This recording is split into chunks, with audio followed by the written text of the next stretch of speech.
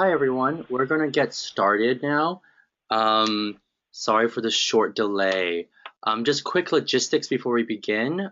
Throughout the webinar, you can ask questions using the question box in the control panel. We'll answer them after all of our presenters. And throughout, if you have any other questions, you can also tweet using hashtag AAPI voices. We'll read the questions and answer them after the presenters have gone. So to start, we're going to have Mi Mo, President and Executive Director of Asian Americans Advancing Justice, AAJC. Thank you, Alton. Good afternoon, everyone. Again, my name is Mi Mo, and I'm the President and Executive Director of Asian Americans Advancing Justice, AAJC. We are a national civil rights organization based here in Washington, D.C., working to empower Asian Americans to participate in our democracy. Advancing Justice AAJC is also part of a national affiliation that includes Advancing Justice, the Law Caucus in San Francisco, Advancing Justice Chicago, Advancing Justice Los Angeles, and Advancing Justice Atlanta. I'm so excited about the findings of this 2016 report, and I want to thank all of you for joining us today to hear about the growing Asian American electorate and our views on everything from the presidential candidates to the issues of most importance to the Asian American community.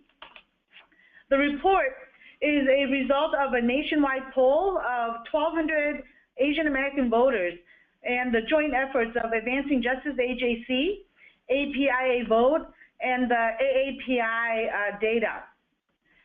The 2016 data also builds upon the work that the three of us have collectively done in 2014 and in 2012. So it is absolutely my pleasure to be on this call with Christine Chen, the Executive Director of Asian Pacific Islander American Vote, and Karthik Ramakrishnan, the Director of AAPI Data, and Professor and Associate Dean at the University of California, Riverside, as we share information about the political makeup of the Asian electorate and how divisive political rhetoric affects which candidate, and it might get the majority of the Asian American voters. So here are three teasers for you to think about. One, since the 1980s, the Asian American population has nearly tripled, and we now comprise 6% of the U.S. population. In the last decade, the Asian American electorate has nearly doubled from 2 million to 3.9 million. Two, by 2060, it is projected that 1 out of every 10 Americans will be Asian American. Given these significant data points about our community, it is disturbing to note that Asian Americans continue to be overlooked by both political parties. And three, the political candidates at the national, state, and local levels are missing untapped voter potential. And we are not getting our voices heard loudly enough on the issues of immigration, economic security, healthcare, and threats of terrorist attacks, which really matter to our community. So now I eagerly turn the presentation over to Dr. Karthik Ramakrishnan of AAPI Data, who was commissioned to conduct the survey and to analyze the results. He is here today to do a deeper dive into the data.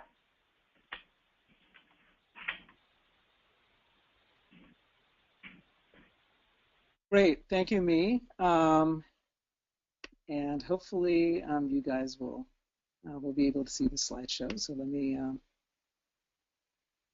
just get right into it. Okay. If there's any issues, I presume someone will tell me that they're not able to see what's going on. So thank you, everyone. And it's great to be on, and it's an amazing partnership. As Mi Mo has said, this is actually our third time going around in doing this, and there's so much that we learn each time that we do these surveys, and it fulfills an important need in not only the community, but also to understand the American electorate and the electorate of many states where Asian Americans and Pacific Islanders are so rapidly growing.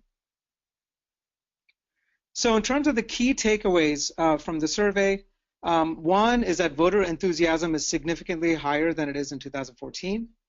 Another major finding is that Asian Americans are shifting in their party identification towards the Democratic Party. Essentially, what we're seeing from 2012 is a reduction in the proportion that do not affiliate with either party, and a big increase in the proportion that are now identifying as Democrat. And we find various pieces of evidence which suggest that exclusionary rhetoric is what is driving that trend.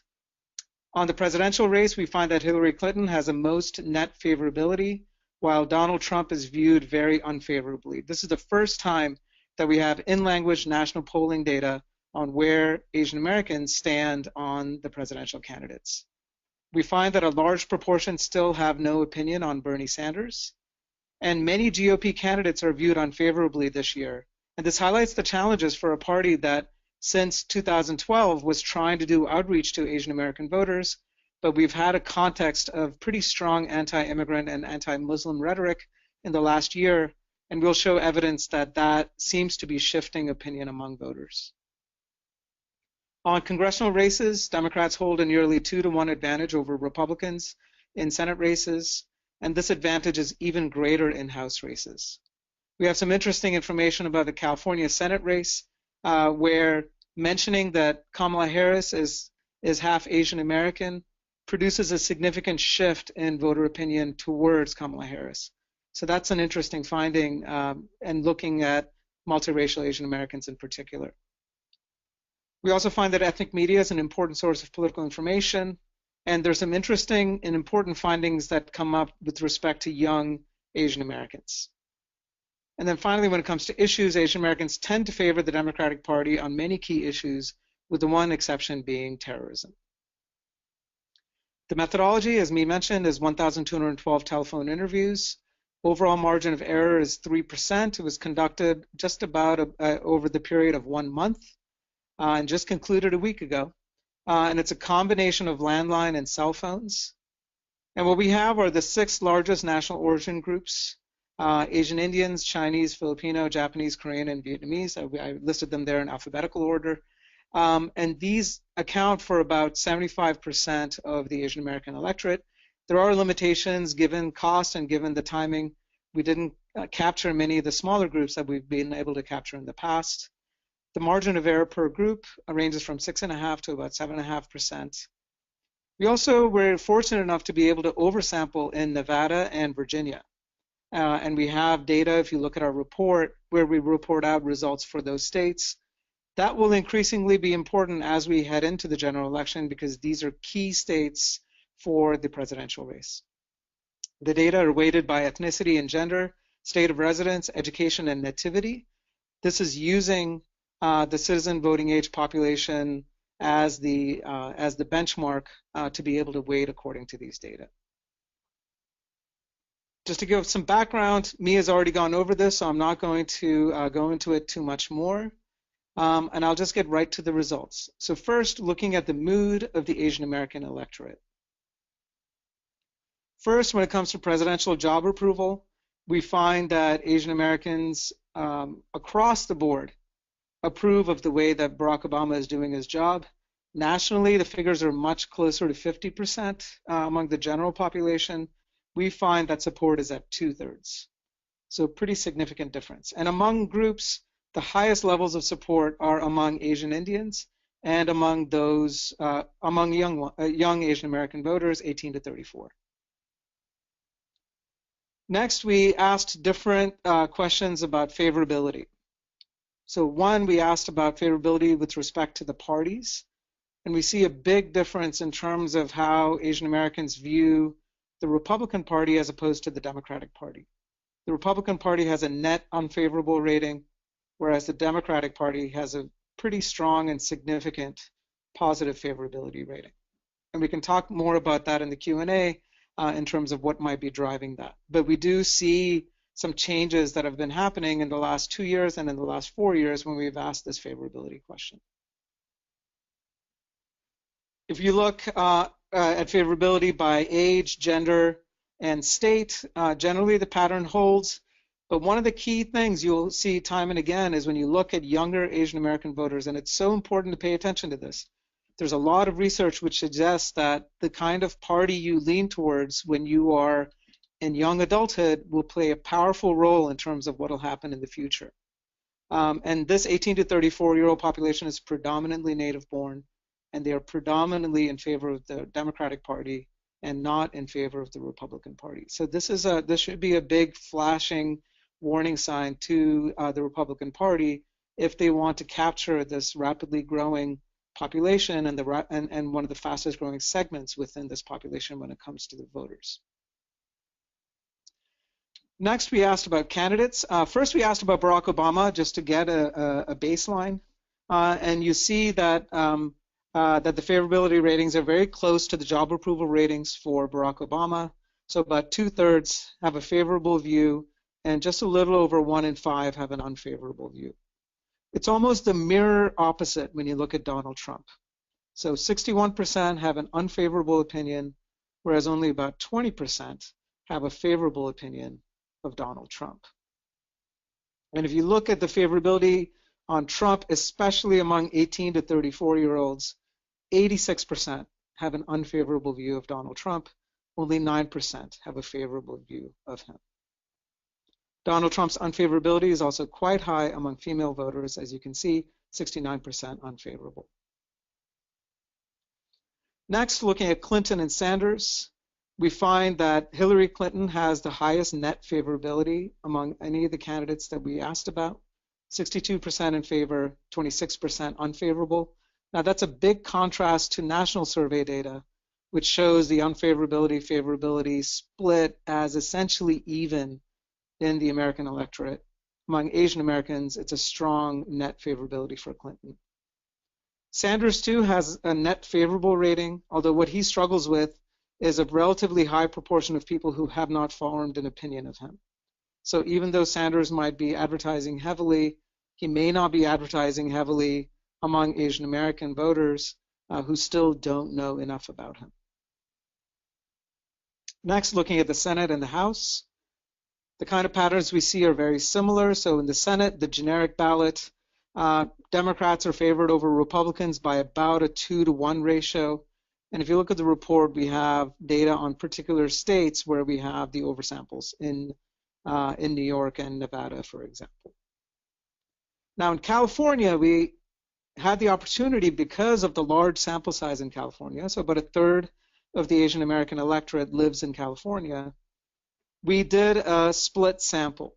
So we asked about Kamala Harris and Loretta Sanchez. Both of them are Democrats, and survey respondents were told that both of them are Democrats. And people were asked if they would favor one over the other. What we introduced in the split sample was in half of the sample, people were also told that Kamala Harris is half Asian American. And what we find is that when they are introduced to that idea, 31% support her as opposed to 9% for Sanchez. Whereas when there is no mention, it's only a 20% to 9% split. Two key takeaways from this. There are a lot of Asian American voters, these are 11% of voters in California, who do not know how they would vote on Harris versus Sanchez. And it is very likely that these two candidates will be on the ballot in November, given California's top 2 primary system and the fact that they are the front runners in this modified open primary that California has. But it also shows that it makes a key difference whether Asian Americans see Kamala Harris as one of them, as opposed to not being introduced to that information. Turning next to the House generic ballot, we find even greater than a 2-to-1 support for Democrats over Republicans. And next, I'll just present some data which provides some suggestive evidence as to what might be driving these factors. So we asked, and this is a question that we replicated from 2014, if you supported a candidate on most issues and they made statements that were anti-immigrant, would you still vote for that candidate, or would you switch your support? Would you vote for someone else? We found that 40% said that they would vote for someone else. This is on par with what we found in 2014. And again, is a pretty big warning sign that a lot of the exclusionary rhetoric that we saw during the primary season and continue to see is really doing damage to the Republican Party and Republican candidates. This was a new question we asked this time, which is about the use of anti-Muslim rhetoric. And we didn't know going into it how Asian Americans would react. Maybe they would not be as affected by anti-Muslim rhetoric as anti-immigrant rhetoric, because not a big chunk of Asian Americans are Muslim, although significant proportions of South Asians are Muslim.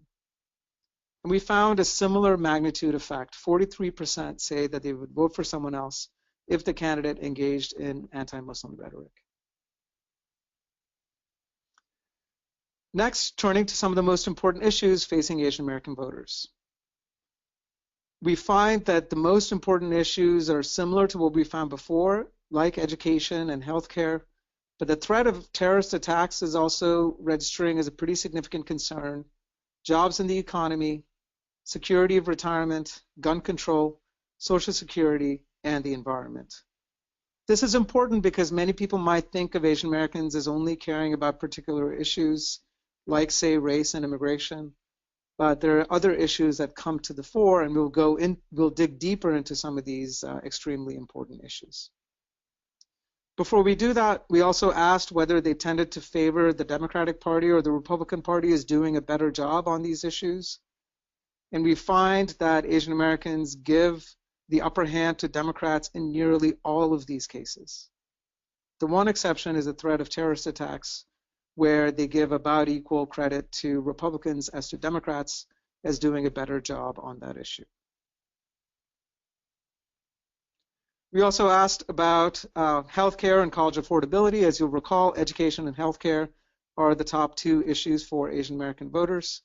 We find that a significant chunk of Asian American voters support the Affordable Care Act, so almost a 2-to-1 ratio in support as opposed to opposition. And this is different from the national population, where there is a slight net opposition to the Affordable Care Act. We also find significant support for increased federal government support to make college more affordable, essentially to eliminate loans for public colleges and universities. And we find levels of support that are similar to the general population. Now, these are proposals that vary in scope, ranging from what the president has proposed to what Hillary Clinton and Bernie Sanders have proposed, but all of them have some component of federal spending for public college affordability. Next, we asked about gun laws, and similar to what we found in 2014, an overwhelming majority of Asian Americans favor stricter gun laws. And again, like in 2014, when we asked about the federal minimum wage, an overwhelming majority, about 3/4, agreed that the federal minimum wage needs to be increased. And then finally, if you'll recall, environment was one of the issues that were among the more important for Asian American voters. And consistent with prior polling that we have done and others have done, Asian Americans are environmental voters. And this is important to keep in mind. Very strong support for stricter emission limits to combat climate change. Finally, states like California have legalization of marijuana on the ballot. And this is one issue. This might not necessarily align with progressive versus conservative or liberal versus conservative, but we find that Asian Americans, on the whole, oppose the legalization of marijuana possession.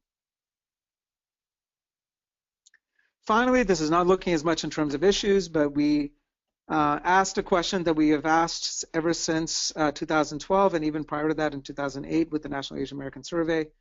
We ask how people identify with the parties, and for the first time, we see a significant jump in the proportion of people who identify as Democrat, and a significant reduction in the proportion who do not identify with either party. So from 2012 to now, we see a 12-point shift, an increase in the proportion who identify as Democrat.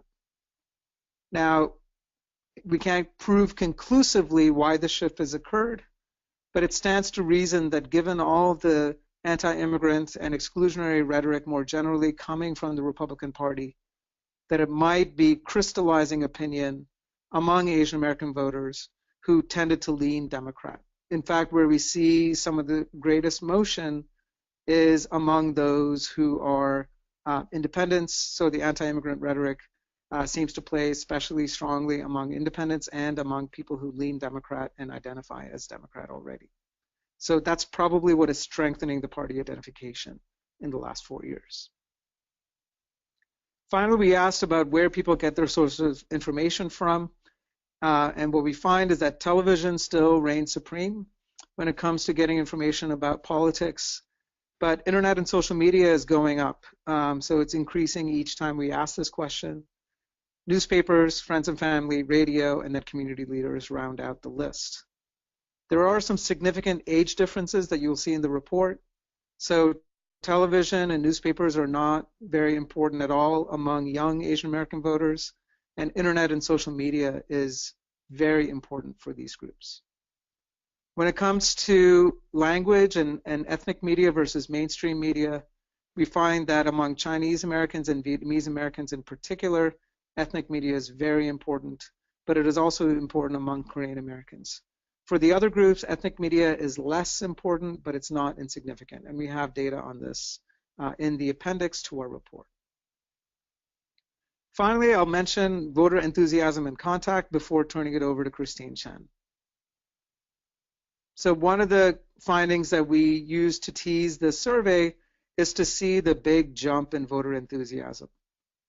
What we saw in our 2014 pre-election poll is that Asian Americans were not terribly enthusiastic about the 2014 elections.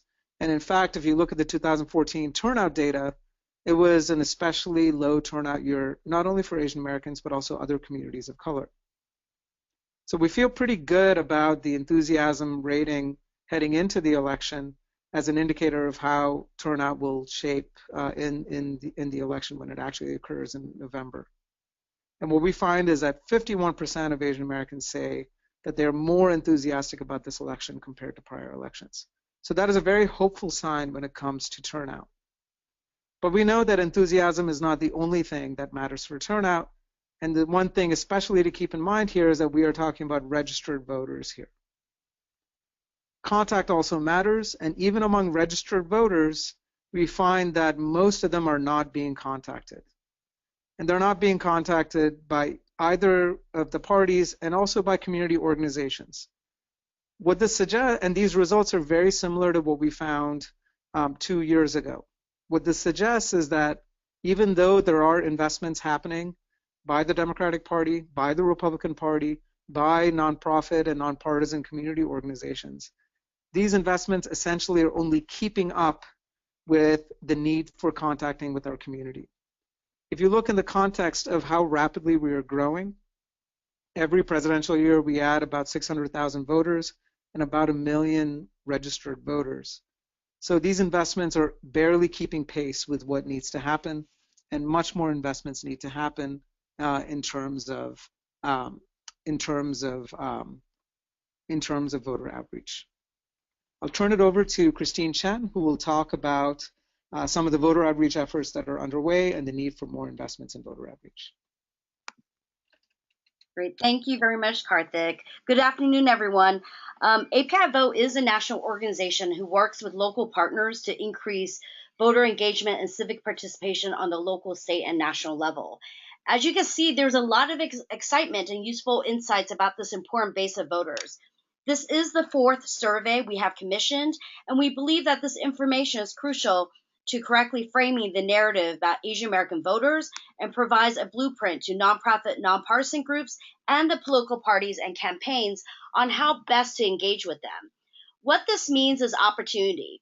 Not only opportunity for the Asian American Pacific Islander community to make a positive impact in these regions through increased civic engagement, but also an opportunity for campaigns and political parties to engage voters who remain mostly undecided. Many are disengaged from politics because the parties and candidates are not directly addressing them at all or not in a substantial way. As you heard, as many as 54% of those surveyed believe politicians don't care much about what they think, and 62% are disengaged from politics because it's too complicated. So how do we change that and eliminate these barriers and attitudes? API Vote is working with local community-based organizations representing 25 states and scaling up in states where we have seen new growth. We are utilizing trusted messengers and organizations to engage specific ethnic communities. Along with national and local organizations doing this work, We as a collective are looking to change the attitudes and voting behavior of this diverse community. With grassroots efforts, we are planning to register 150,000 new voters and engage over 1 million households with direct voter contact. This includes targeted mailers with essential translated materials, voter education efforts, canvassing operations, and 3 rounds of personal phone calls, which allows us to identify voters who need language assistance and rise to the polls on election day. While we do our job, we are asking the parties and campaigns to do their job in contacting this base of undecided voters, and we remind them that these votes are up for grabs. By connecting with Asian voters on a consistent basis and addressing and voting on issues that support their values, there is an opportunity to transform that 37% of who do not identify with a particular party. There are significant opportunities to reach out to AAPI voters to close this gap. One particular moment includes our invitation to the Democratic and Republican presidential nominees. We are asking them to join APIA Vote and the Asian American Journalists Association and our partners in Las Vegas on Friday, August 12, 2016, for our presidential town hall. Never has a presidential nominee ever addressed the AAPI community and its issues in person at one of its national conferences, as they do for other communities. We are demanding that they provide the same respect, time, energy, and attention to the AAPI voters. We will have over 4,000 leaders gathering in Las Vegas and have coordinated mini town halls in 25 states. This is one of many steps that they can take in engaging the AAPI voters. We ask all of you on this call to share this information and use this information. For community leaders, use this to start a conversation with the local media, campaigns, and parties. For the media on this call, this data analysis of trends is available on all of our websites, and please reach out if you have any questions. Together, let's elevate Asian American Pacific Islander voices in 2016. At this time, I'll turn this over to Alton, who will facilitate the Q&As that have been coming in. Great. Thanks, Christine. I'm going to read the questions and we'll have one of our 3 presenters answer them. And on a logistical note, the PowerPoint and the report will be sent to all of you in a follow-up email, as well later as a link to this webinar itself. So the first question that we have is from Charles. The question is the growth in Democratic identification driven mostly by previously unidentified voters, or are voters also actively leaving the GOP?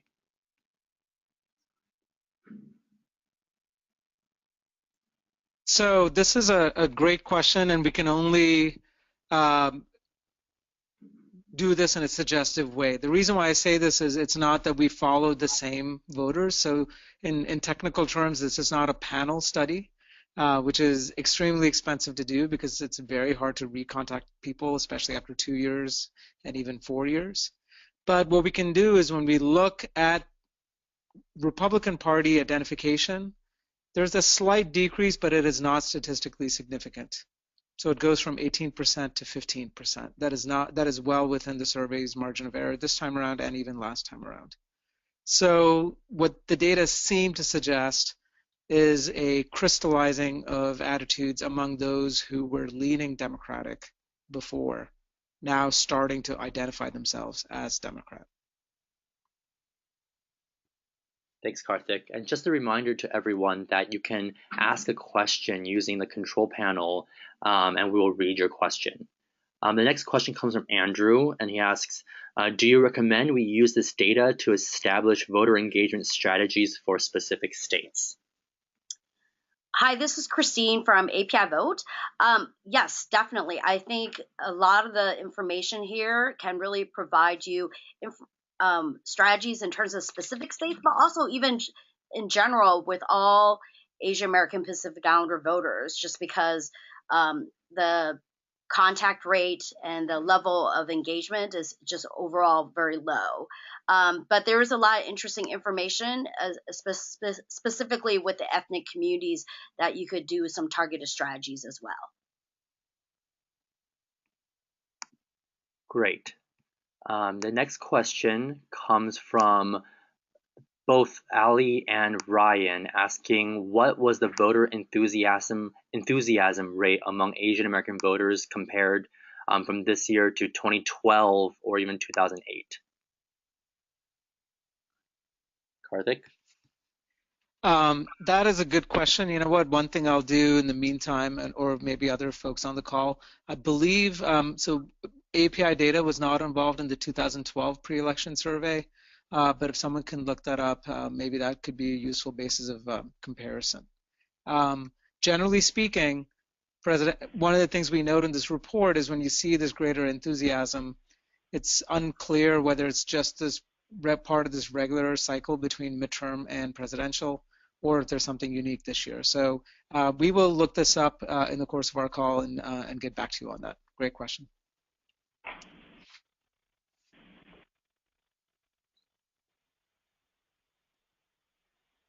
Okay, and another question comes from Megan asking, have any statistical analyses been performed to validate the survey instrument?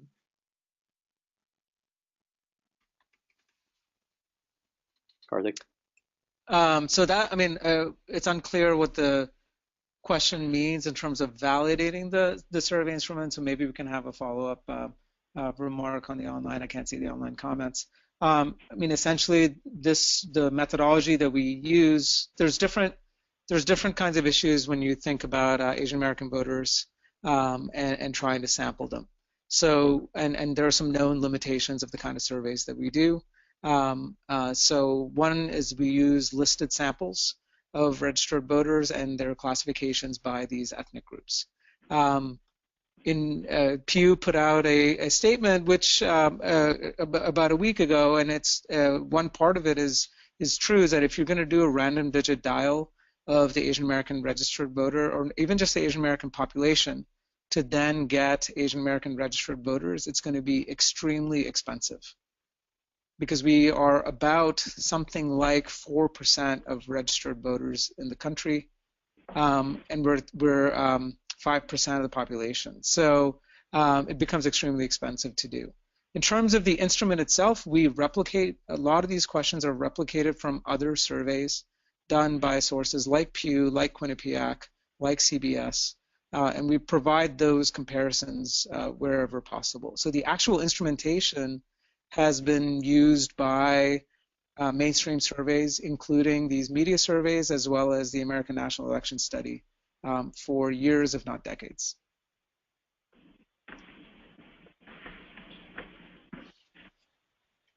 Great. Next question comes from Asma, and she asks, can you provide comparison clarification about Asian American voter identification in 2012 so we can see specifically how it compares to 2016?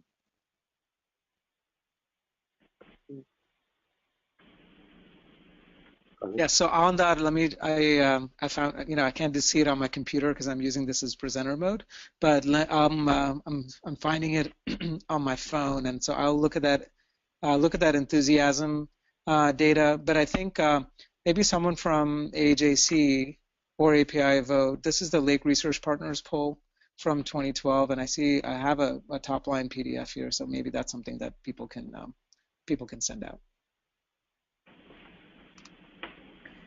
Say, Karthik, I really deeply appreciate the interest of the 2012, and I think that perhaps a follow-up piece that we might do is on some of these more top line. We might want to do I don't know if the word is longitudinal, but we might want to do a comparison of 12, 14, and 16 laid out.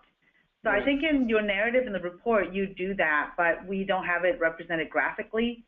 So if anybody else is interested in doing a sort of a three report or 4 report comparison, send in the specific data point that you want a comparison of, and then maybe we could provide that comparison on the website as well.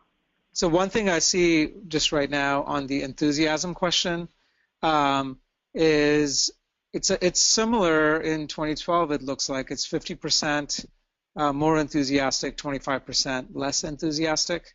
That survey had a smaller sample size of 713, so that's one caution on that. So it very well could be part of what we see in terms of the the general uplift that comes with the presidential election.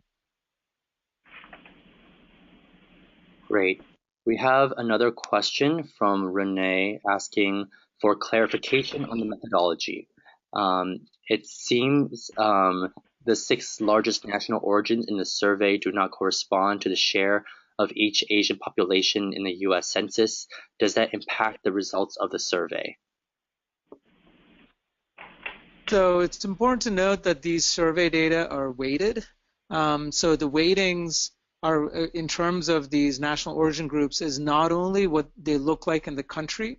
So it's a pretty intensive weighting technique where it weights it according to the size of each of these nationalities within each state, and then aggregates it up to the national level. On top of that, we go engage in what is called a raking procedure to make sure that it is also representative of what educational attainment looks like, what gender looks like, and what nativity looks like. And so that way we are able to more closely mirror what the national Asian American, at least the citizen voting age population looks like. So it is, even though these raw numbers do not correspond to the proportion of the Asian American total, they are weighted accordingly. But that said, it is weighted according to taking all these six groups in total. We did not interview, for example, Bangladeshis or Pakistanis or Hmong, and so we cannot speak to those populations. We've done some of those in the past. So we've oversampled Southeast Asian populations before, but as I indicated, given the time constraint and the significantly larger budget that would take, we were not able to do so at this time. Great. We have another question from Grace asking, is there any sort of data available for political affiliations or thoughts for Asians who are unable to vote, such as green card holders or undocumented? So there's another survey that's going to be fielded in the summer, and this is the National Asian American Survey. This is something that we fielded in 2008 and in 2012. It's an academic survey, and it's going to be it's a survey on Asian American adults. So it'll include non-citizens. It will also include people who are not registered to vote. So watch out for that. We will be releasing results in September as well as in December from that survey.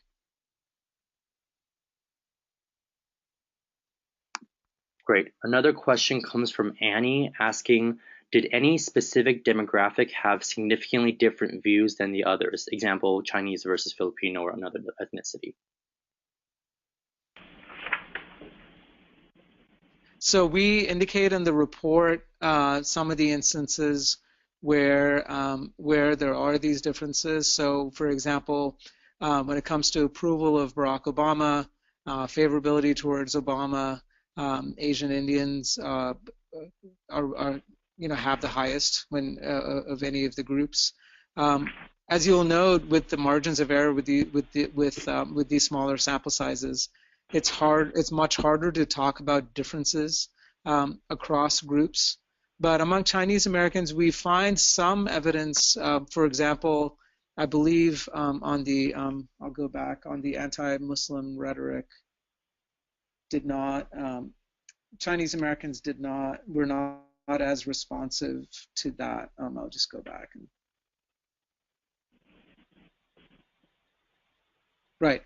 So when you look at anti-Muslim rhetoric, we find that Chinese Americans would be more likely to stick with the candidate than other Asian American ethnic groups would be. When it comes to anti-immigrant rhetoric as well. So even though we don't find that much, I'll go back to Donald Trump. Even though we don't find that much Chinese American support for Donald Trump, it's possible that some of the rhetoric that he and others have engaged in might not be as electorally costly, at least when it comes to party identification and more generally voting behavior among Chinese Americans. Great. We've had a few questions come in asking about different ethnic groups specifically within states. You can find more information about ethnic groups within a state with the state fact sheets produced by API Vote and AAPI Data. Those are online at apivote.org/fact sheets. And another question for the panelists is that a few people have asked, why is there what might be a reason to the shift into more democratic identifying Asian Americans? I'm happy to answer some of this. This is in some ways, I don't know if I'll call this $1 million question, but it's a very important question to try to figure out. And what we've seen, not just in our surveys, if you look at the national exit polls, and one limitation to them is they're conducted only in English.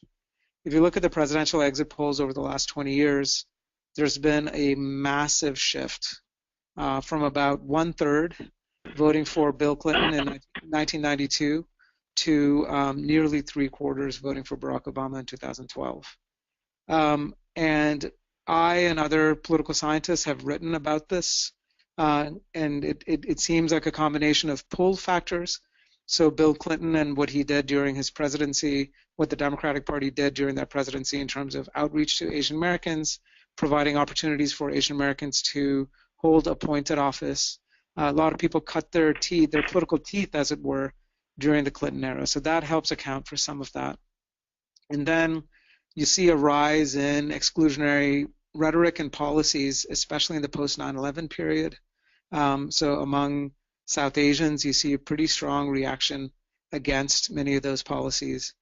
And then finally, the anti-immigrant rhetoric that's been going on ever since 2004, 2005. This is what I call collateral damage on this, because many conservatives on immigration might not be thinking about Asian Americans when they engage in some of that rhetoric. Although in this election season, we found specific examples of candidates calling out Asian Americans and Asian immigrants in particular for some of that anti-immigrant rhetoric. But that anti-immigrant rhetoric more generally gives the image of a party that is not welcoming, and that has hurt the Republican Party in a lot of ways. And if you look at the 2012 Growth and Opportunity Project, that was an autopsy to say that the party needed to change tack, it needed to change its tone. And for the first 6 months or so since that report, you did see a lot of efforts among party leaders to change the tone and to provide a more friendly face. In fact, Jeb Bush went so far as to saying that Asian Americans were the canary in the coal mine for the Republican Party, that if they're going to reach out to new voter groups, they need to be able to reach out to Asian American voters, and they need to change the tone on issues like immigration. But as we've seen in the last 1.5 to 2 years, that message seems to have been lost within the party, and it's continuing to do damage to the party. Me, do you have anything else to add? This is me more. I would also have to say that being here in Washington, D.C. and engaging to try to do the work on the Hill with the administration, that on all the issues that are important and matters to the Asian American community, I think the community does have a sense that there's been a disinvestment in the policies that most affect their lives and the potential opportunities for their families. So, I would look at the party identity as well as the sense of political efficacy from a number of different angles. And on that note, I also want to chime in because I wanted to say this a little bit earlier on the question about how to use this report strategically, but I was muted, and so I wanted to just take a little bit of time to talk about how else this report can be used strategically, and I want to pair that with a presidential voter guide that we're going to be putting out. We're finishing that up now. It will become available, I believe, at the end of July. It will be completed in time to share at the presidential town hall that API Vote and the Asian American Journalists Association are putting together. Our hope is to take the top policy issues that have been identified as priorities for Asian Americans in this voter survey and to look at who the presumptive nominees will likely be and to do a voter guide of the presidential nominees based on these top issues that matter to the Asian American community. Our hope is that the voters guide will be both a tool to help inform our community on where the presidential candidates are on the issues that are important to us. But we also would like the voter guide to be used to educate, to be used by our community members to educate not only incumbents, but the candidates as well as the political parties in their local areas. And the reason is because in a presidential year, you know, what matters to the people at the top of the ticket should also reflect on the people on the down ticket.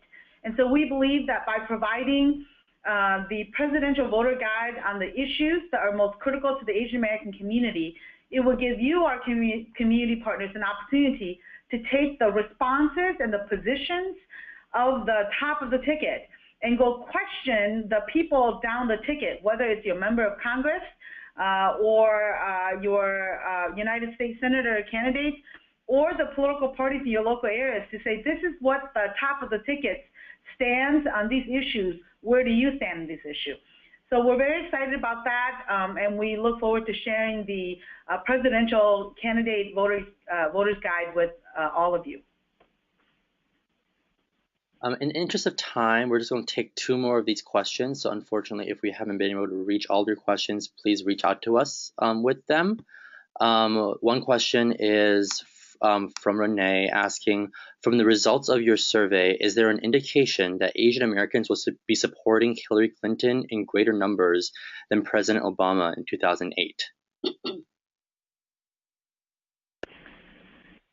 So I'll say, this is Karthik. I will say that it's early to tell because we did not specifically ask about head-to-head matchups between Clinton and Trump and say Sanders and Trump.